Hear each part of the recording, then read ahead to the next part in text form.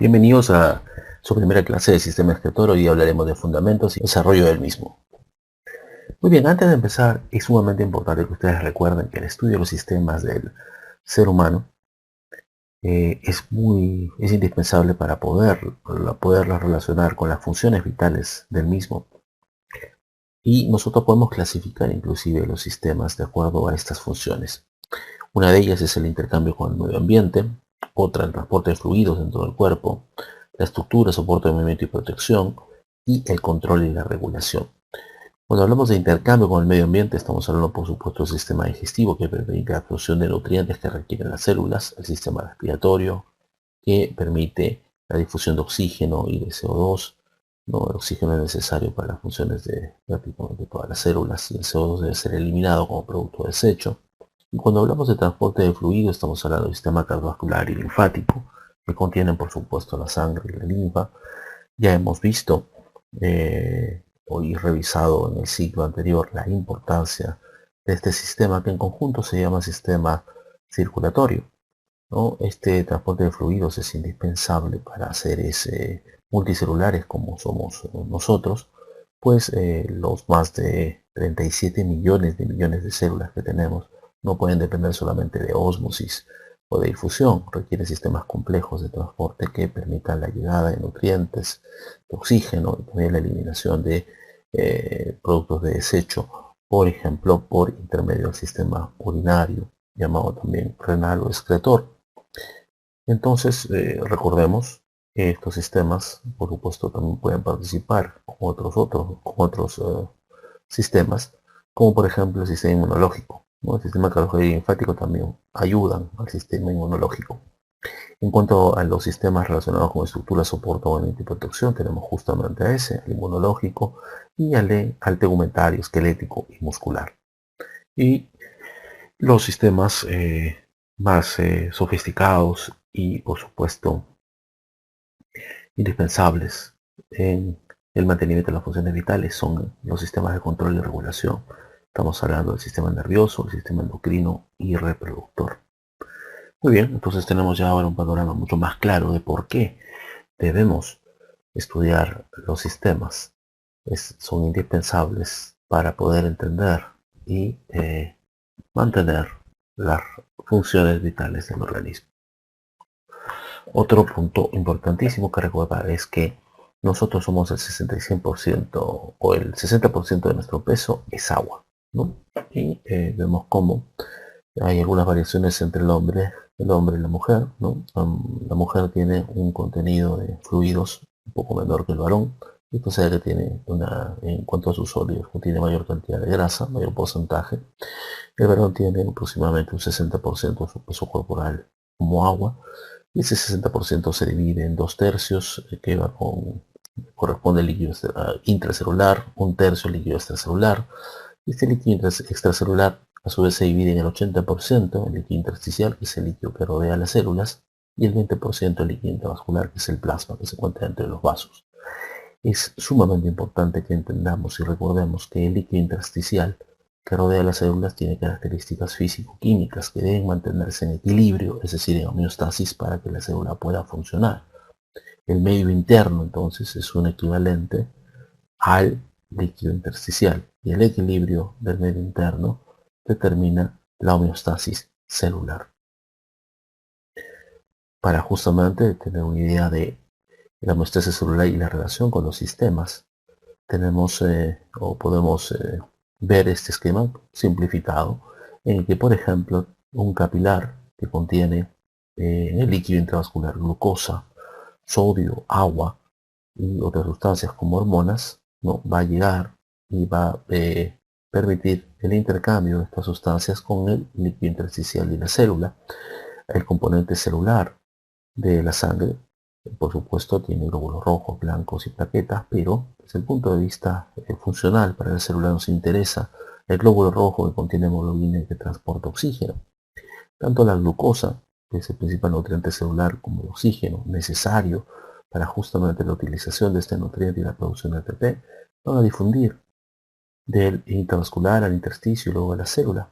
Como nos damos cuenta, una vez que ingresa a la célula la glucosa, va a sufrir una serie de reacciones enzimáticas, ¿no? Reacciones bioquímicas que tienen como finalidad la producción de ATP.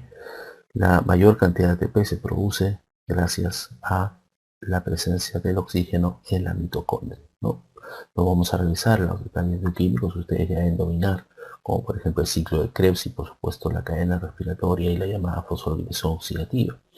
Entonces, está claro que si los niveles de glucosa o de oxígeno, por ejemplo, varían, se va a alterar claramente la función metabólica de la glucosa y por supuesto la producción de energía. Esto va a alterar seriamente la función de todos los orgánulos de la célula y de las bombas que permiten, por ejemplo, un adecuado equilibrio intracelular como con la TPasa de sodio y potasio.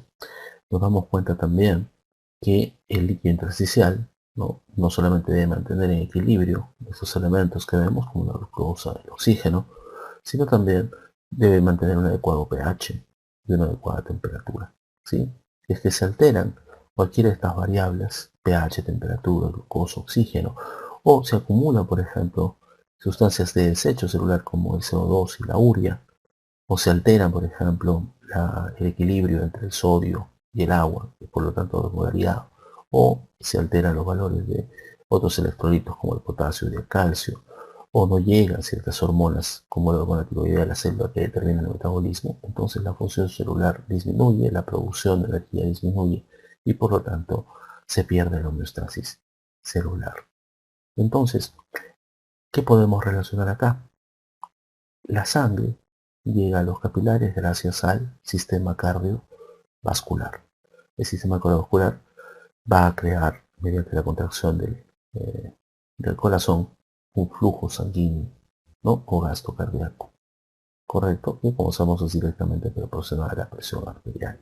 Esto va a permitir la llegada de todas estas sustancias a nivel de los capilares para su interrelación con la célula. ¿Correcto? Ahora, ¿la glucosa de dónde proviene? Proviene de la absorción de nutrientes a nivel del tracto digestivo. ¿El oxígeno de dónde proviene? Proviene de la difusión a nivel de los pulmones. Entonces tenemos acá claramente interrelación entre el sistema digestivo, el sistema respiratorio y este sistema de transporte de fluidos que es ¿quién? El sistema cardiovascular, que es parte del sistema circulatorio. Ahora bien, las sustancias que debe eliminar la célula pasan del intersticio a la sangre y van a tener destinos dependiendo de su composición. Por ejemplo, el CO2 puede ser exhalado y serán los pulmones los que se encargan de ellos, pero hay sustancias como la urea, el ácido úrico, la creatinina y otra serie de sustancias como ácidos, por ejemplo, fijos, no ácidos que puedan ser eliminados por los pulmones, que deben ser eliminados por los riñones, que es otro sistema de transporte de fluidos, ¿no? En este caso la orina, ¿no? Que va a poder ser eliminada al exterior conteniendo las sustancias de desecho del organismo que no puedan ser eliminadas por los pulmones. Muy bien, entonces nos damos cuenta de la interrelación de los sistemas con la función celular. Ahora bien, si hablamos de las funciones renales, podemos nombrar varias de ellas. Las he dividido de la 1 al 6 en color negro. Estas funciones dependen de, a su vez, procesos básicos renales como son la filtración, la reabsorción y la secreción. Claramente los desechos metabólicos como la urea, la creatinina, el ácido úrico y otras sustancias como ácidos fijos, por ejemplo, o antibióticos, en fin, deben ser excretados, pero para eso tienen que ser filtrados, ¿sí? Tienen que también ser secretados para poder ser eliminados. Entonces la expresión depende justamente de estos procesos. Ahora bien, sabemos muy bien que el agua es filtrada por los riñones, más o menos 180 litros de agua se filtran al día a través de los glomérulos, ¿no? El filtro ultraglomerular y de toda esta agua que se filtra se reabsorbe el 99% de la misma, ¿no? Igual, por ejemplo, con los electrolitos a la cabeza del sodio, mantiene un equilibrio también la absorción del 100% de todo el sodio que se filtra al día por el glomérulo, se reabsorbe también el 99%. Entonces, si aumenta la cantidad de agua o electrolitos, quien se va a encargar de regular justamente el equilibrio del agua y electrolitos en el organismo van a ser los riñones, ¿no? Esto va a tener una relación directa con el mantenimiento de la osmolaridad plasmática. ¿correcto? La relación entre el agua y el sodio determina la osmolaridad del plasma. Y la osmolaridad del plasma determina variaciones de contenido de líquido intracelular y extracelular, como veremos más adelante. Acá, por supuesto, participa en gran medida la hormona antidiurética, ¿no? Y su acción sobre partes partes del riñón, como por ejemplo el conducto colector. Ahora bien, si es que el riñón regula el balance de agua y electrolitos, ya también conocido como balance hidroelectrolítico y la osmolaridad plasmática, por supuesto también regula el volumen de líquido extracelular, ¿sí? El volumen de líquido extracelular depende principalmente de la osmolaridad plasmática. Y si el volumen de líquido extracelular se mantiene adecuado, también la presión arterial se va a mantener adecuada, porque acuérdense que el volumen extracelular obviamente va a determinar al volumen, a la precarga, al volumen sistólico, al gasto cardíaco y a la presión arterial. Ahora bien, el riñón, aparte, obviamente su relación con el volumen del líquido extracelular, tiene el sistema, o es parte del sistema renina-angiotensina-aldosterona, que por supuesto regula la presión arterial. Y el equilibrio ácido-base, por supuesto, tiene relación directa con los riñones, ¿no? En colaboración con los pulmones, como veremos más adelante. Los riñones permiten la eliminación de ácidos, permiten la recuperación de bases como el bicarbonato y la generación también de bicarbonato perdido, que va a sustituir al que se utilizó para poder, por ejemplo, amortiguar ácidos que hemos ingerido y circulan en nuestro organismo.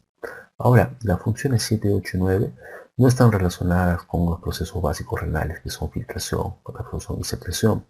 Tienen otro tipo de mecanismos, como por ejemplo la producción de eritropoyetina cuando hay hipoxia. Esta es detectada a nivel renal, lo veremos más adelante, y se va a producir, por ejemplo, la liberación de eritropoyetina, que va a aumentar la eritropoiesis en la médula, aumentar la masa eritrocitaria y el transporte de oxígeno. Esto, por ejemplo, se produce pues, en la aclimatación, lo vimos en el sistema respiratorio. Veremos en el sistema endocrino la regulación de la producción de vitamina D. El riñón es el último lugar necesario donde se puede, para que se produzca la síntesis de vitamina D activa, que como sabemos es indispensable para la función intestinal de calcio. Y otra función sumamente importante es que el riñón es un órgano gluconeogénico. La persona entra en ayuno prolongado o en inanición. Cuando se active la gluconeogénesis, por supuesto el 90% de esta se lleva a cabo en el hígado, pero hasta un 10% se lleva a cabo en los riñones. Entonces, vemos que el riñón no es solamente un órgano excretor, no, y tiene funciones múltiples que hacen que su estudio sea sumamente importante para el estudiante de medicina y por supuesto cualquier profesional de la salud que esté en formación. Esto también puede ser sustentado por este cuadro. Vemos acá en un cuadro del Ministerio de Salud de las principales causas de muerte en el 2014 como la causa número 12, o lo decimos una causa de muerte en el país es insuficiencia renal. Entonces está más que claro que debemos conocer tanto la anatomía como la fisiología renal para poder entender también la fisiopatología, la patología y el impacto en la mortalidad del ser humano, producto de alteraciones renales. Muy bien, hablemos ahora de la embriología del sistema excretor urinario. Vamos a ser sumamente sucintos acá. Ustedes tienen que profundizar en sus textos recomendados. Empezaremos con ¿qué? Con el desarrollo de los riñones y de los uréteres. Acá tenemos que hacer una salvedad sumamente importante. Desde el punto de vista embriológico, el desarrollo tanto del sistema urinario como del sistema genital o reproductor tienen un origen común, ¿no? Ese origen común es el mesodermo intermedio. Estamos en la semana 4 y nos damos cuenta que ya se formó el tubo neural. El mesodermo puede ser ya observado en sus diferentes componentes, como el mesodermo paraxial, el mesodermo intermedio y la placa lateral del mesodermo. Sabemos muy bien que la placa lateral del mesodermo, ¿no?, es importante para la formación de ¿qué? ¿Se acuerdan ustedes?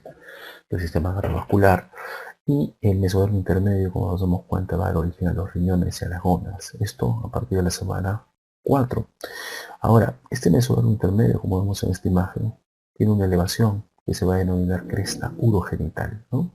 Y de esta cresta urogenital van a derivar otras dos elevaciones, la cresta gonadal, que es medial, y la cresta nefrogénica o cordón nefrogénico, que es lateral.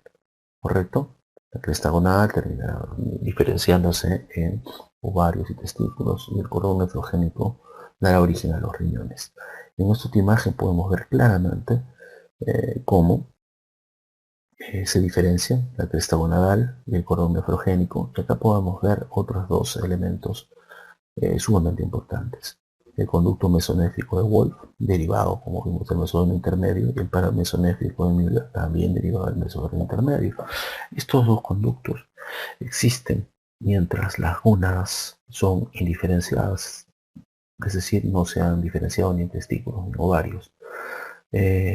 Las gónadas no se diferencian hasta la semana 6, ¿no? Es decir, son diferentes o diferenciadas, perdón, hasta la semana 5. En la semana 6 y 7, si el individuo tiene un sexo genético XY, es decir, un sexo masculino genético, entonces la cresta gonadal se convierte en testículos y comienza a producir testosterona y una hormona que se llama hormona antimileriana, que va a hacer que el conducto paramesonéfrico regresione.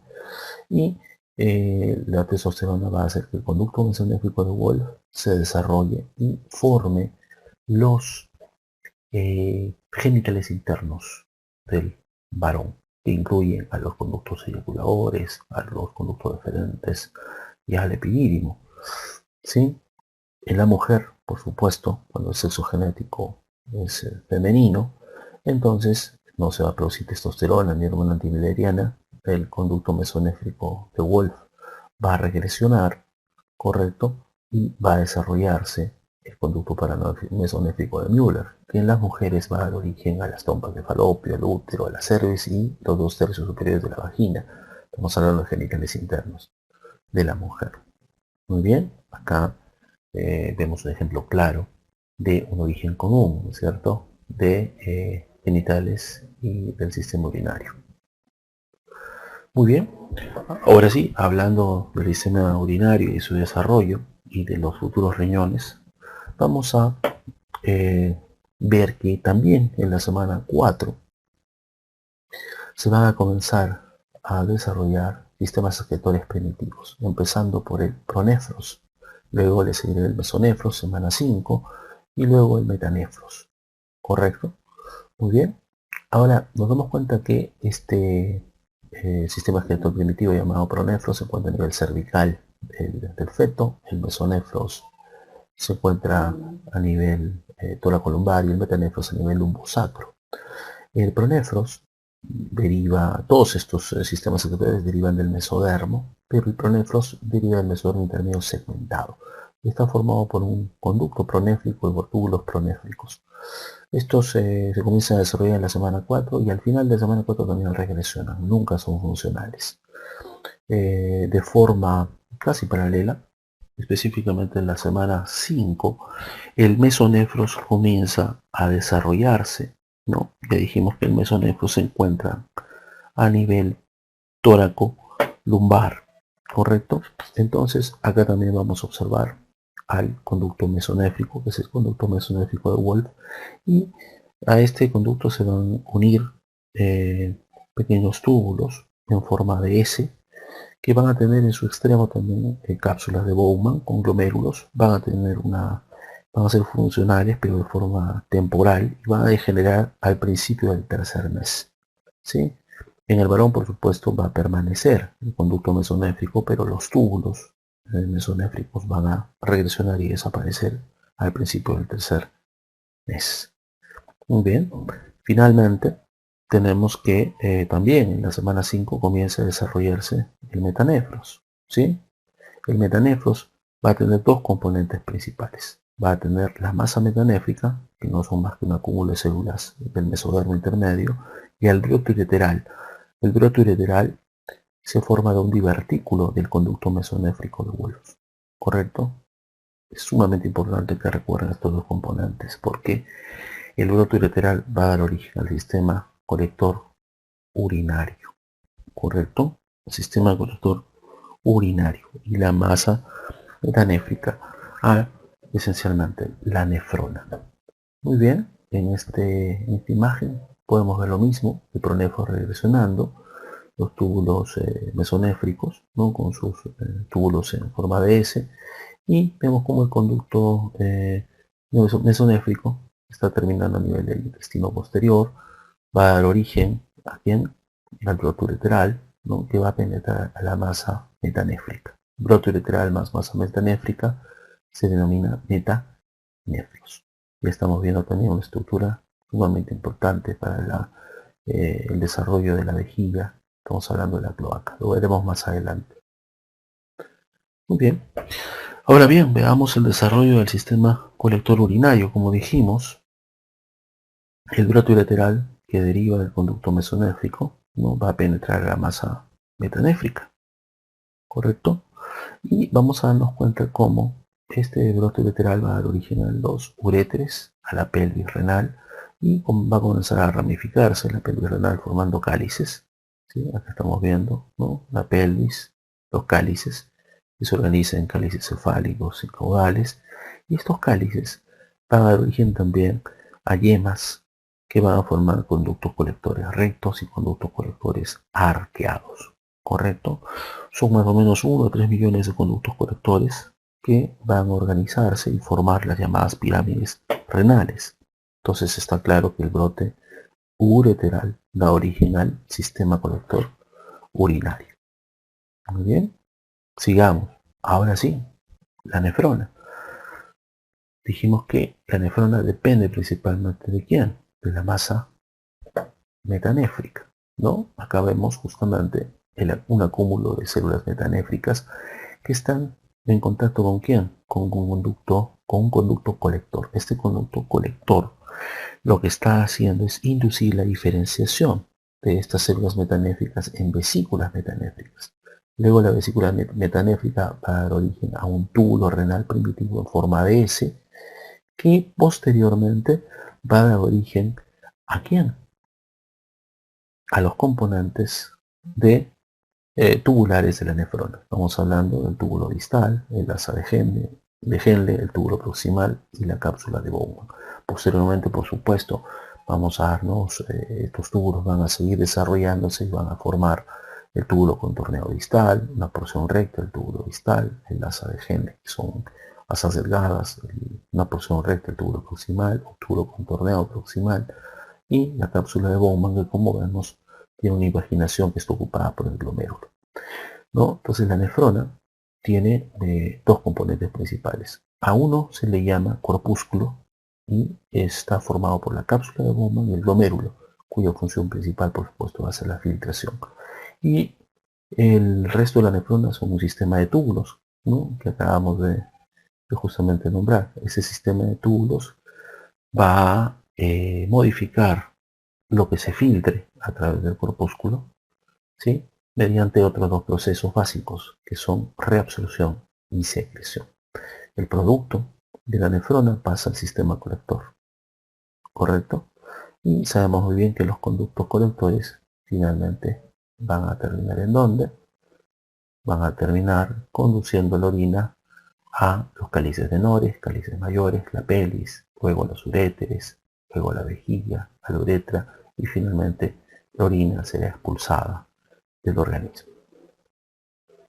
Muy bien, acá una tabla justamente para ver estos derivados del brote ureteral, lo que acabamos de realizar, uréter, pelvis, los cálices y el conducto colector, y los derivados del mesodermo metanéfrico, las vesículas metanéfricas, los túbulos renales en S son el túbulo conector, como se vio en la figura anterior, lo vamos a ver más adelante cuando hablemos de la microestructura, el túbulo contorneado distal, el AC Henle, el túbulo contorneado proximal, la cápsula de Bowman, el glomérulo renal. Muy bien. Hablemos ahora del desarrollo de la vejiga y de la uretra. Muy bien. Vamos entonces a recordar lo que ya habíamos visto anteriormente. Miren ustedes, este es el intestino posterior y acá hay una dilatación del intestino posterior que se llama cloaca. ¿Correcto? Nos damos cuenta que este intestino posterior va a sufrir una separación, ¿sí? Hay un tabique acá que se llama tabique urorectal que va a dividir la cloaca en otras dos dilataciones. Esta que es el seno urogenital primitivo y esto que va a formar el canal anorrectal. ¿Correcto? Muy bien. ¿Por qué es importante? Porque el seno urogenital primitivo va a tener a su vez tres partes. La parte más superior y voluminosa va a formar la futura vejiga, que como nos damos cuenta acá, es continua con el alantoides, ¿sí? El alantoides después va a formar, se va a obliterar, va a formar un cordón fibroso llamado uraco, que en el adulto forma el ligamento umbilical medio, correcto, que une el ápex de la vejiga con el ombligo, correcto. Entonces nos damos cuenta que la vejiga entonces deriva del seno urogenital en su porción superior. Otro dato importante de la vejiga es que en su pared hay músculo liso. Este músculo liso es sumamente importante, se denomina músculo detrusor. Lo veremos cuando hablemos, por ejemplo, del reflejo de micción, y cuando hablemos de microestructura también de la capacidad de distenderse que tiene la vejiga. También vayan ya revisando el origen del trígono de la vejiga, no se ve en esta imagen, pero depende de la incorporación. Es importante como un parámetro anatómico más que funcional. El músculo detrusor deriva del mesodermo esplácnico, por si acaso. Y no se ve tampoco acá, pero no solamente los uretes van a penetrar la vejiga, sino a nivel de la uretra prostática, ¿no? Los conductos mesonéfricos de Wolf van a penetrar formando los conductos eyaculadores, ¿no? Para ingresar en la uretra prostática.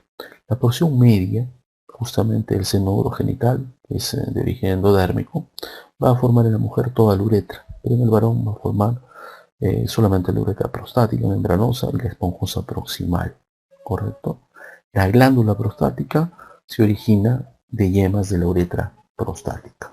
Obviamente debe ser profundizado por ustedes en los textos correspondientes.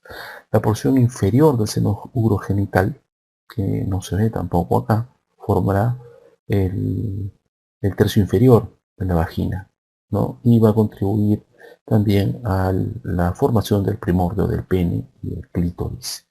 Recuerden ustedes que el conducto paramesonéfrico de Müller da origen a los dos tercios superiores de la vagina, ¿no? Este tercio inferior deriva más bien de la porción inferior del seno urogenital. Muy bien. Esto, el desarrollo de la vejiga y de la se produce a partir de la semana 7. Muy bien.